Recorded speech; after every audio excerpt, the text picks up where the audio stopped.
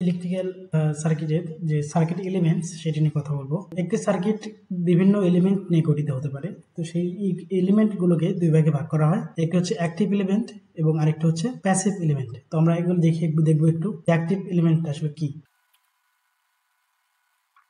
যে সমস্ত element energy generate করতে পারে বা পাওয়ার উৎপাদন করতে পারে সেগুলো হচ্ছে অ্যাক্টিভ এলিমেন্ট।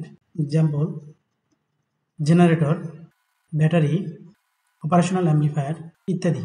অর্থাৎ জেনারেটর, ব্যাটারি, অপারেশনাল অ্যাম্প্লিফায়ার এরা এনার্জি জেনারেট করতে পারে। সুতরাং এগুলো হচ্ছে অ্যাক্টিভ এলিমেন্ট। এবং প্যাসিভ এলিমেন্টগুলো হচ্ছে,